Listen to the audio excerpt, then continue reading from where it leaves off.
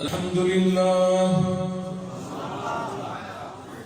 لله نحمده ونستعينه ونستغفره ونؤمن به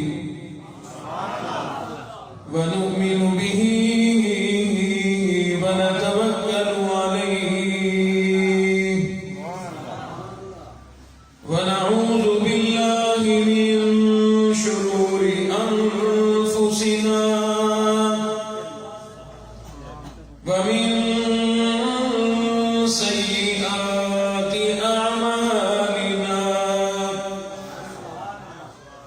من يهده الله فلا مضل له ومن يضلله فلا هادي له ونشهد أن لا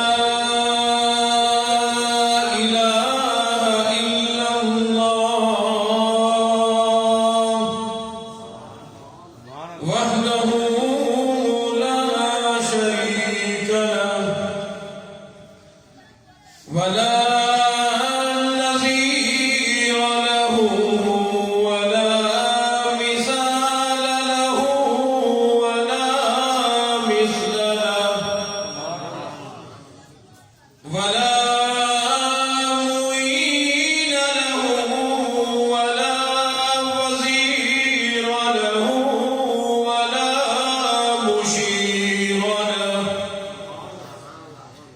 ونشهد أن سيدنا وسندنا ونبينا وشفيعنا وهادينا ومرشدنا ومولانا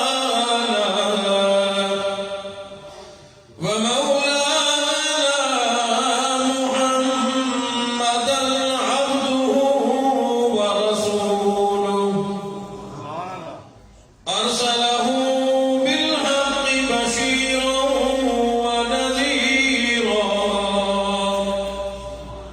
صلى الله تعالى عليه وعلى آله وأصحابه وأزواجه وذرياته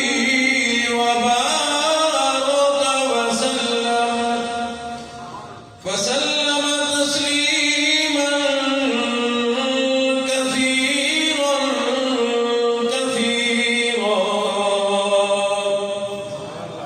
أما بعد فأعوذ بالله السميع العليم من الشيطان الرجيم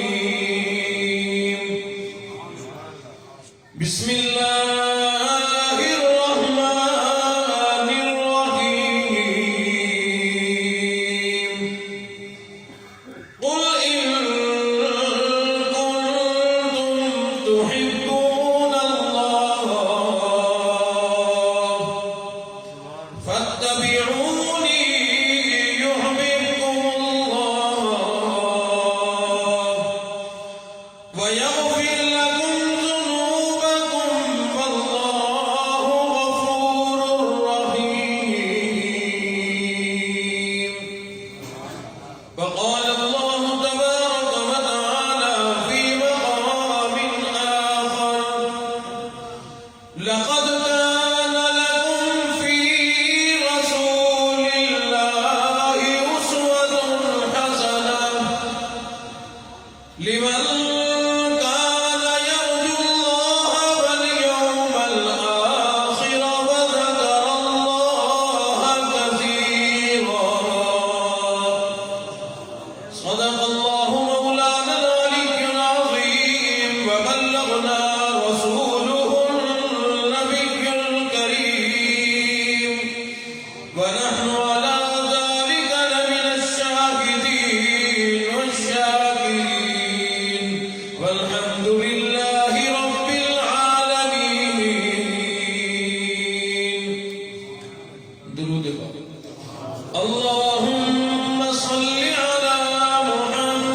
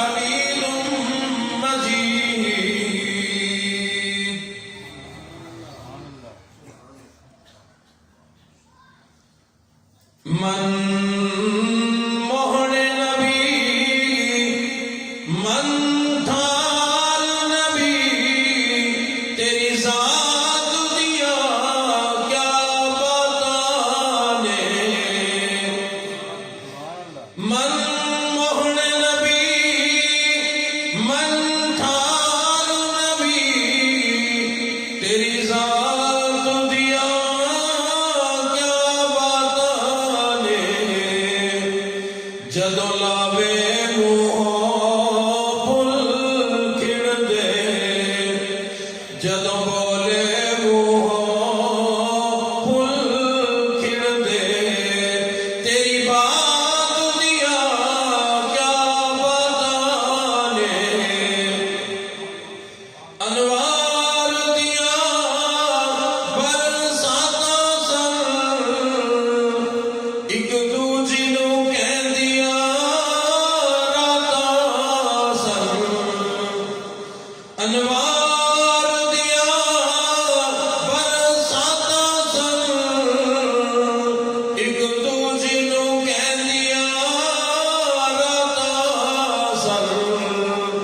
جس رات دے تڑکے آ پائے اس رات دیا کیا بتانے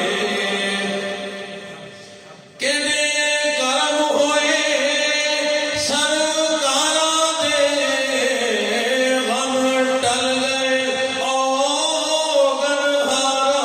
دے کہنے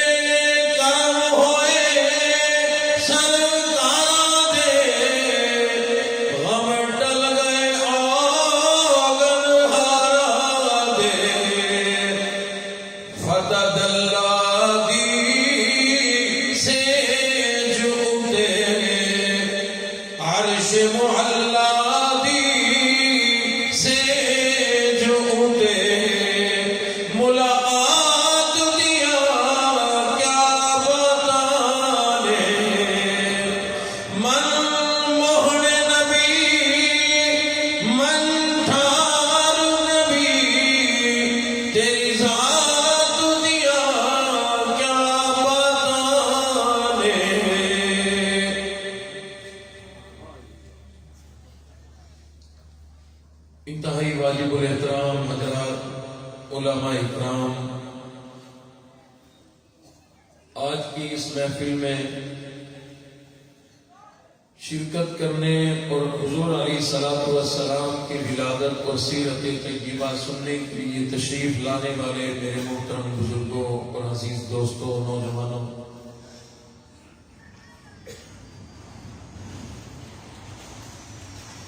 کافی ہی دنوں سے اور کئی حضرات کے ذریعے سے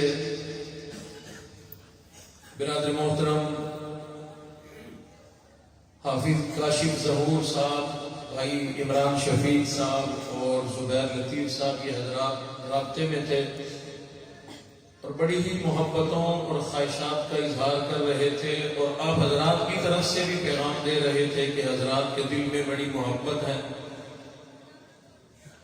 اور احسان کی بات نہیں، اپنی ترتیب بتلانا چاہتا ہوں کہ ہم لمبے سفر کرنے ہوتے ہیں، دور دراز تمام چاروں صوبوں میں، مختلف علاقوں میں، دیہاتوں میں، جنگلوں میں، ہر جگہ لوگ محبت کرتے ہیں، جانا پڑتا ہے، تو 5-7 دن کے بعد ایک دن ذرا ریسٹ کا، آرام کا رکھتے ہیں۔ آج کا دن میں نے ڈائری میں لکھا ہوا تھا ریسٹ، تو بھائیوں نے رابطہ کیا، پھر مولانا سجاد صاحب کاوڑا والے، ان کے ذریعے سے بھی فون کرایا، ان کی سفارش لگوائی۔ ہم تو سوچتے تھے کہ شاید دنیا داری میں سفارش چلتی ہے، اب ہمارے ہاں بھی سفارش چلتی ہے، تو میں نے بھائی کاشف ظہور صاحب کو یہ عرض کی کہ میں نے کہا کہ ایسی کوئی بات نہیں، سفارش وغیرہ کی ایک ترتیب بنی ہوتی ہے، بچوں کا بھی حق ہے، ہماری تو چھوٹے چھوٹے بچیاں جو ہیں وہ بچے کہہ دیتے ہیں کہ بابا آپ تو روز ہی بیان کرنے جاتے ہیں، اب انہیں کون سمجھائے کہ ان لوگوں کی محبتیں ہمیں کھینچ لاتی ہیں۔ بات محبت کی چلی تو میں اصل تو عنوان کے لحاظ سے ولادت ہی سنانے کا ذہن تھا، آمد محبوب کبریا۔ کچھ وقت نے اجازت دی تو انشاءاللہ اس طرف بھی آ جاؤں گا۔ محبت پر بات چلی تو یہیں سے بات اٹھاتا ہوں کہ اللہ رب العالمین اکرم الحاکمین کو اپنے محبوب اور حبیب نبی امام الانبیاء محبوب کبریا حضرت محمد الرسول اللہ صلی اللہ علیہ وسلم سے بڑی محبت ہے. اور عام دنیا میں لوگ کہا کرتے ہیں کہ محبت چھپا نہیں کرتی. میرا ذہن جس طرف گیا نا جی بیان کرنے کی طرف، جو علماء تشریف لائے ہیں وہ میری باتوں پہ غور نہ فرمائیں. جو عوام ہے میں ان سے آج گفتگو کروں گا، کیونکہ یہ محبت میں آئے ہیں تو عشق و محبت کی باتیں آج میں نے ان سے کرنی ہے. علماء سے معذرت کے ساتھ جزاکم اللہ. کہا جاتا ہے کہ محبت چھپتی نہیں، اور عام لوگوں کی محبت کہا جاتا ہے نہیں چھپتی. میں کہتا ہوں کہ اللہ نے اپنے محبوب نبی سے جو محبت کی وہ نہیں چھپی. پروردگار عالم نے اپنے محبوب سے محبت کا اظہار ایک دو مرتبہ نہیں، دو چار مرتبہ نہیں، بلکہ اتنی مرتبہ فرمایا، بار بار فرمایا، کئی مرتبہ فرمایا. قرآن مجید میں بھی محبت کا اعلان فرما دیا، اور اللہ نے بلکہ قاعدہ بھی بنایا، اصول بھی بنایا. اللہ نے اعلان کر دیا، فرمایا لقد كان لكم في رسول الله اسوة حسنة. اللہ نے پہلے اور بات بتلائی. اللہ فرماتے ہیں لوگوں میں اللہ کو میرے محبوب نبی سے بڑی محبت ہے، بڑی محبت ہے. کتنی محبت ہے، کتنی محبت ہے. ابھی آپ کو کچھ نظارہ دکھلاؤں گا، کچھ باتیں سناؤں گا. اللہ اپنی محبت اپنے محبوب نبی سے بتلا کر ہمیں دعوت دیتے ہیں. فرمایا لقد كان لكم في رسول الله اسوة حسنة. اللہ فرماتے ہیں میں اللہ اپنے محبوب نبی سے محبت کرتا ہوں. لوگوں تم بھی میرے محبوب نبی سے محبت کرو. اللہ کو اپنے محبوب نبی سے محبت کتنی تھی. علماء اس بات کو جانتے ہیں. اللہ رب العزت نے حضور علیہ الصلوۃ والسلام کے پاس جبرائیل کو بھیج دیا، میرے محبوب نبی مکہ چھوڑ دو، بیت اللہ چھوڑ دو، مدینہ منورہ چلے جاؤ. یعنی ہجرت کا حکم آ گیا. حضور علیہ الصلوۃ والسلام نے صحابہ اکرام کو اللہ کا حکم سنا دیا. فرمایا لوگوں میرے اللہ نے حکم دے دیا بیت اللہ چھوڑ دو، مکہ چھوڑ دو. یہ لوگ باز نہیں آتے ظلم کرنے سے، جاتی کرنے سے، یہ لوگ باز نہیں آتے. اللہ کو ترس آ گیا، اللہ کو ہم پر رحم آ گیا. اللہ نے حکم دے دیا مکہ چھوڑ دو، مدینہ چلے جاؤ. یہ لوگ پریشان کرتے ہیں، وہ لوگ آسانیاں پیدا کریں گے، یہ رہنے نہیں دیتے، وہ آنے نہیں دیں گے، یہ راستوں میں کانٹے بچھاتے ہیں، وہ پلکے بچھائے بیٹھے ہیں. اللہ نے فرمایا او میرے محبوب نبی صحابہ کو لے جاؤ، ہجرت کرو، مدینہ منورہ چلے جاؤ. صحابہ کو اعلان کر دیا، صحابہ کو بتلا دیا گیا. حضور علیہ الصلوۃ والسلام نے فرمایا تیاری کرو. صحابہ تیاری بھی کر رہے ہیں، آنکھوں میں آنسو ہے، غم زدہ ہے، پریشان ہے. حضور نے صحابہ کے چہروں کو دیکھا، چہرے لٹکے ہوئے ہیں، آنکھوں میں آنسو ہے، غم زدہ ہے. حضور نے فرمایا او صحابہ اکرام کی جماعت، کیا ابھی تمہارا ایمان اتنا کامل نہیں ہوا؟ جب اللہ نے حکم دے دیا بیت اللہ چھوڑ دو تو تم چھوڑ جاؤ.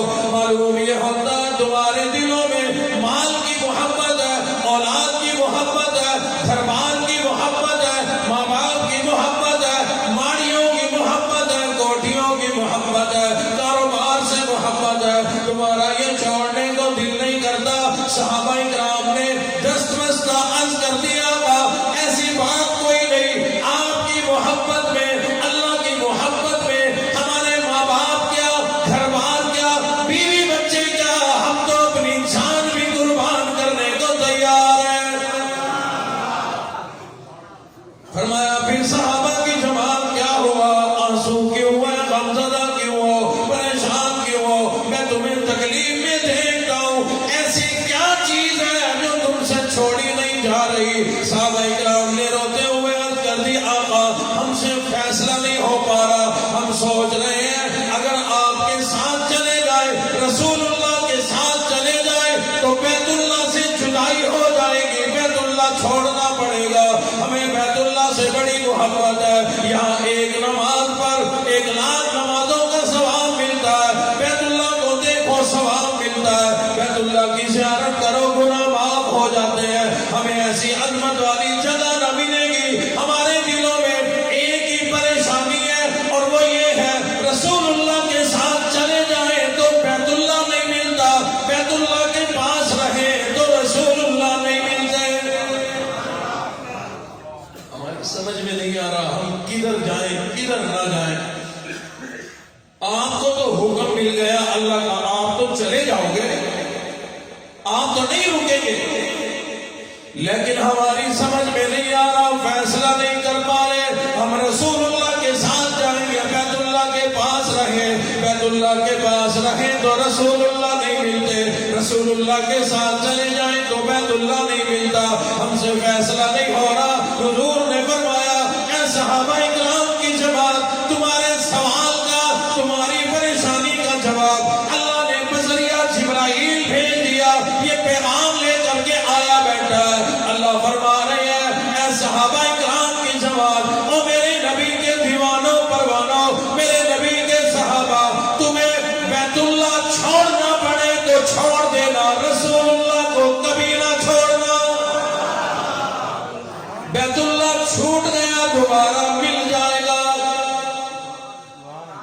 ہم لوگ جب جاتے ہیں حج کرنے عمرہ کرنے, گیا کوئی اس مجمع میں سے؟ کوئی نہیں گیا. کون کون گیا؟ میں بھی گیا ہوں, ہاتھ کھڑا گئے سارے جو گئے. ماشاءاللہ ماشاءاللہ, اللہ بار بار لے جائے. جب ہم وہاں سے آتے ہیں ہمارا دل باہر نکلنے کو ہو جاتا ہے. حضرت ایسے ہی نا جی, دل کرتا ہے کہ کم از کم دل تو بیت اللہ میں ہی رہے گا. ہم جائیں تو جائیں, دل نہ جائے. لیکن چھوڑ کے آتے ہیں نا جی بیت اللہ کو, اپنے ملک میں آ جاتے ہیں, مقدر میں ہو دوبارہ جاتے ہیں, بیت اللہ دوبارہ مل جاتا ہے, پھر آ جاتے ہیں. ابھی چند روز پہلے بہت دور کا سفر کیا, لاہور, نارنگ منڈی وغیرہ, تو وہاں ایک بزرگ ملے. انہوں نے کہا کہ الحمدللہ میں نے بیت اللہ کے 21 سفر کیے ہیں. میں نے کہا کہ اللہ اور سعادت نصیب فرمائے. اور جس دن ملاقات ہوئی اس سے 4-5 دن پہلے بھی وہ عمرہ کر کے واپس آئے. 21 مرتبہ آئے گئے چھوڑ کے آئے بیت اللہ کو, دوبارہ بیت اللہ مل گیا. لیکن اگر کوئی کہے کہ ہم رسول اللہ سے جواب دیتے ہیں, ہم رسول اللہ کے ساتھ نہیں چلتے, ہم ان کا لایا ہوا دین قرآن اسلام مذہب نہیں مانتے, اگر ہم نے رسول اللہ کو چھوڑ دیا تو یاد رکھنا مرتد ہو جائیں گے, کافر ہو جائیں گے, رسول اللہ دوبارہ نہیں ملیں گے. حضور علیہ السلام نے فرمایا اے صحابہ کی جماعت, اللہ نے فیصلہ کر دیا, اللہ نے بتلا دیا. اللہ فرماتے ہیں لوگوں, مجھے میرے نبی سے بڑی محبت ہے, اس کو میں اللہ بھی نہیں چھوڑوں گا, صحابہ تم بھی نہ چھوڑنا. بیت اللہ کو چھوڑ دو, رسول اللہ کے ساتھ چلے جاؤ. بیت اللہ چھوڑ دیا تو دوبارہ مل جائے گا, رسول اللہ کو چھوڑ دیا تو دوبارہ نہ ملیں گے. صحابہ کرام آنسو بہاتے ہوئے امام الانبیاء کے ساتھ تشریف لے گئے, مدینہ منورہ چلے گئے. آسانیوں والی زندگی مل گئی. ایک دن وہ بھی آیا جب اللہ کا حکم آیا, مکہ فتح ہوا. حضور علیہ السلام 10,000 قدسیوں کی جماعت لے کر دوبارہ مکے میں داخل ہوئے. فتح کا جھنڈا لہرایا اور حضرت بلال حبشی کو اللہ نے ان کی قربانیوں کی بدولت بہت بڑی عظمت عطا فرمائی. ذرا قربانی بھی سنا دوں, عنوان کچھ اور ہے, بات چل پڑی تو سنا دوں. آپ نے قربانی حضرت بلال کی یہ سنی ہے کہ تپتی ریت پر لٹایا جاتا, گردن میں رسا ڈال کر گھسیٹا جاتا, ظالم امیہ جوتے سمیت پاؤں گردن پہ رکھ کر اپنا پورا بوجھ ڈال دیا کرتا. اللہ اکبر. لیکن پھر بھی حضرت بلال کی زبان پر نعرہ ایک ہی تھا, احد احد احد, وہ ایک ہے, وہ ایک ہے. یہ تو آپ نے سنی ہوگی. لیکن حضرت بلال ایک دن حضور کی خدمت میں آئے، عرض کی آقا ایک تمنا، ایک آرزو، ایک خواہش ہے،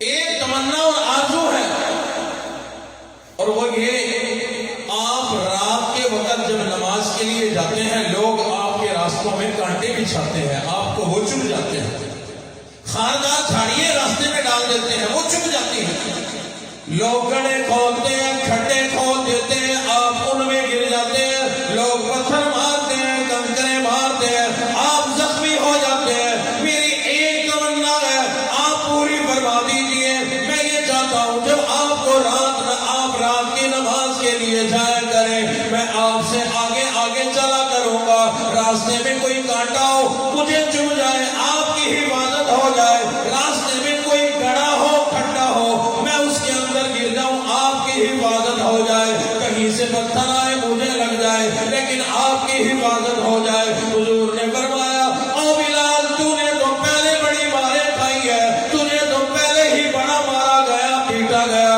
مکے کی گلیوں میں گھسیٹا گیا، تجھے تو تپتی ریت پر ڈال دیا جاتا تھا، میں یہ نہیں چاہتا میری وجہ سے تجھے تکلیف ہو، تجھے پریشانی ہو، میں ان باتوں کو گوارا نہیں کرتا۔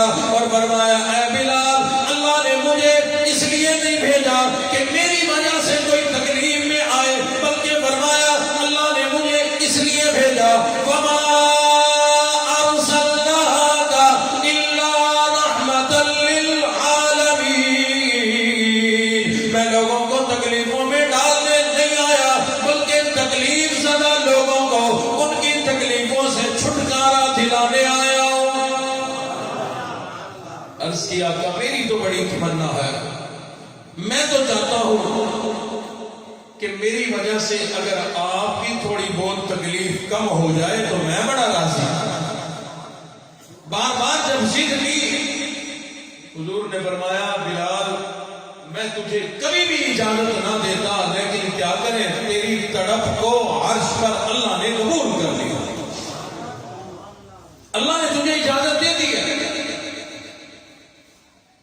اور یہ حضرت بلال حبشی آگے چلنے کے لیے اس لیے اجازت نہیں مانگ رہے کہ آگے کوئی حکومت ہے، آگے کوئی مال ہے، آگے کوئی کرسی ہے، آگے کوئی عہدہ ہے، نہیں نہیں ایسی بات کوئی نہیں، بلکہ اپنے آپ کو تکلیف میں ڈالنے کی اجازت مانگ رہا ہے، مجھے کانٹے چوبے آپ کی حفاظت ہو جائے، مجھے پتھر لگے آپ کی حفاظت ہو جائے۔ اللہ کے محبوب نبی نے اجازت دے دی، اور بلال ٹھیک ہے میں تو تجھے کبھی بھی اجازت نہ دیتا لیکن تیری طرف کو اللہ نے قبول کر لیا، تجھے اجازت مل گئی ہے۔ حضرت بلال آگے چلتے ہیں، پیروں میں کانٹے چبھتے ہیں، گڑوں میں گرتے ہیں، پتھر آ کر لگتے ہیں، تکلیفیں برداشت صرف اور صرف اس لیے کر رہا ہے کہ اللہ کے محبوب نبی کی حفاظت ہو جائے۔ یہ سلسلہ چل نکلا، ہوتا رہا۔ اللہ نے فرمایا میرے محبوب نبی یہ دیوانہ آپ کا مارے خارا ہے، تکلیفیں آپ کی حفاظت کے لیے اپنے آپ کو پریشانی میں ڈال رہا ہے، میں اللہ اس سے راضی ہو گیا ہوں، اپنے دیوانے کو خوشخبری سنا دو۔ حضور علیہ الصلوۃ والسلام نے خوشخبری سنائی، اور بلال تیری پہلی قربانی بھی اللہ نے قبول فرما لی، یہ قربانی بھی قبول فرما لی، اللہ نے خوشخبری دی ہے اے بلال آج میرے محبوب نبی کو تکلیف سے بچانے کے لیے، اپنے آپ کو تکلیف میں ڈالنے کے لیے آگے آگے چل رہا ہے، آگے آگے چل رہا ہے۔ اے میرے محبوب نبی بلال کو خوشخبری سنا دو، کل قیامت والے دن جب اللہ کا محبوب نبی جنت میں جائے گا بلال اس دن بھی آگے آگے جائے گا، کل تکلیف برداشت کرتے ہوئے آگے آگے تھا، آج جنت میں انعام لیتے لیتے آگے آگے چلے گا۔ بہرحال بات چل نکلی تو قربانی بتلا دی۔ اللہ رب العزت کو اپنے محبوب نبی سے کتنی محبت ہے، کتنی محبت ہے، میں کیا بتلاؤں۔ حضور علیہ السلام کا حکم یہ ہے، جب نماز پڑھنے کا حکم آیا اللہ نے فرمایا یہ بیت المقدس ہے، مسجد اقصی ہے، اس کی طرف منہ کر کے نماز پڑھا کرو۔ حضور نے ادھر منہ کر کے نماز پڑھنا شروع کر دی. ذرا دیکھنا اللہ کو اپنے محبوب نبی سے محبت کتنی ہے. حضور فرماتے ہیں میرے دل میں خیال آیا کرتا تھا بیت المقدس ہمارا قبلہ نہ ہو بلکہ بیت اللہ ہمارا قبلہ ہو. فرماتے ہیں میرے دل میں تمنا تھی, میری خواہش تھی, اور یہ دنوں کی نہیں سال ہر سال کی خواہش, سال ہر سال کی خواہش. وہاں اگر جائیں بیت المقدس اور بیت اللہ جو قبلے ہیں ان کا آپس میں رخ کا پتہ کتنا فرق ہے. اگر بیت اللہ ادھر ہے تو بیت المقدس ادھر ہے, بالکل مخالف. حضور فرماتے ہیں میرے دل میں یہ تمنا تھی, میری آرزو تھی, میری بڑی حسرت تھی بیت المقدس ہمارا قبلہ نہ ہو بلکہ بیت اللہ ہمارا قبلہ بن جائے. حضور علیہ الصلوۃ والسلام فرماتے ہیں میں آسمان کی طرف دیکھا کرتا تھا, شاید جبرائیل ابھی اللہ کا قرآن لے کر کے آ جائے, اللہ کا حکم لے کر کے آ جائے. قبلہ تبدیل ہو گیا لیکن نہیں ہو رہا. ایک دن مسجد قبلتین میں حضور نماز پڑھا رہے ہیں, مصلی پر ہے, امام ہے, صحابہ مقتدی ہے. اللہ نے نماز کے دوران حضور کو ارشاد فرما دیا, قرآن نازل کر دیا, فرمایا فَلَنُوَلِّيَنَّكَ قِبْلَةً تَرْضَاهَا. اس میں جو نقطہ ہے وہ تو بعد میں بتاؤں گا. ادھر منہ تھا نا مثال کے طور پر, ادھر بیت المقدس اور ادھر بیت اللہ, میں مثال کے طور پر بات کر رہا ہوں. یوں نماز پڑھ رہے تھے نا, حکم آ گیا, حضور تو منتظر تھے کہ حکم آئے میں فوراً اپنا قبلہ بدلوں. نماز کی حالت میں حکم آیا, حضور نے نماز کی حالت میں قبلہ تبدیل کر لیا. صحابہ نے بھی بدل لی. مقتدی کیا کہتا ہے, پچھو ہی امام دے اللہ اکبر, جو کام یہ امام کرے گا وہی مقتدی کرے گا. یہ رکوع میں جائے میں رکوع میں, یہ سجدے میں جائے یہ سجدے میں, یہ سجدہ صاحب کرے تو میں بھی کروں گا. غلطی مجھ سے تو نہیں ہوئی, امام سے ہوئی ہے. اس لیے صحابہ نے بھی نیت کی تھی پیچھے امام کے نہیں, پیچھے امام الانبیاء کا. حضور علیہ الصلوۃ والسلام نے قبلہ تبدیل فرمایا, صحابہ نے بھی قبلہ بدل لیا. عجیب معاملہ یہ پیش آیا, حضور نے جب قبلہ بدلا صحابہ نے بھی بدل لیا. جو پہلی صف تھی وہ آخری بن گئی, جو آخری تھی وہ پہلی بن گئی. حضور علیہ الصلوۃ والسلام نے نماز مکمل پڑھائی, سلام پھیرا, صحابہ کو ارشاد فرمایا اے صحابہ کرام کی جماعت, میں تو نبی ہوں, مجھ پر وحی آئی تھی, مجھ پر جبرائیل آیا تھا, اللہ کا قرآن نازل ہوا تھا. اللہ نے فرمایا قبلہ بدل لو. میں نے تو اس لیے قبلہ بدل لیا, تم کون سے نبی ہو, تمہارے اوپر کون سی وحی آئی, تم نے قبلہ کیوں بدلا. صحابہ نے ہاتھ جوڑ دیے, عرض کر دی آقا ہم نے قبلے کو نہیں دیکھنا, ہم نے تو قبلہ نما کو دیکھنا ہے. اللہ اکبر. صحابہ کہتے ہیں کہ قبلہ مشرق میں ہو, مغرب میں ہو, شمال میں ہو, جنوب میں ہو, ہم نے قبلے نہیں دیکھنے. حضور کی طرف اشارہ کرتے ہوئے صحابہ نے کہا آقا ہم تو قبلہ نما کو دیکھیں گے, آپ کا چہرہ جدھر ہوگا ہم بھی ادھر منہ کر کے نماز پڑھیں گے. اللہ رب العزت نے حکم نازل فرمایا فَلَنُوَلِّيَنَّكَ قِبْلَةً تَرْضَاهَا. اللہ فرماتے ہیں اے میرے محبوب نبی, آپ کی چاہت تھی, آپ چاہتے تھے قبلہ تبدیل ہو جائے, ہم نے قبلہ تبدیل کر دیا. صرف اتنی بات نہیں بلکہ فرمایا اے میرے محبوب نبی ہم نے قبلہ تبدیل کیا ترضاہا, آپ کی پسند کو قبلہ بنا دیا, آپ کی چاہت کو ہم نے اپنی عبادت کا قبلہ بنا دیا. آپ کی چاہت کو ہم نے اپنی چاہت بنا دیا. اللہ فرماتے ہیں جو آپ نے چاہا, جو آپ نے پسند کیا, اللہ نے عرض پر وہی پسند کر لیا, اسی سمت کو عبادت کا قبلہ بنا دیا. اور آپ کو اس سے بھی آگے بھی سناؤں, اللہ اکبر. اللہ فرماتے ہیں، بلکہ اس سے پہلے ایک اور بات سنانا چاہتا ہوں. علماء بھی تشریف فرما ہے. ویسے معذرت تو میں نے ان سے کی ہے کہ میری باتوں پہ غور نہیں کرنا، میں تو اپنے عوام سے بات کر رہا ہوں، خواص سے نہیں کر رہا.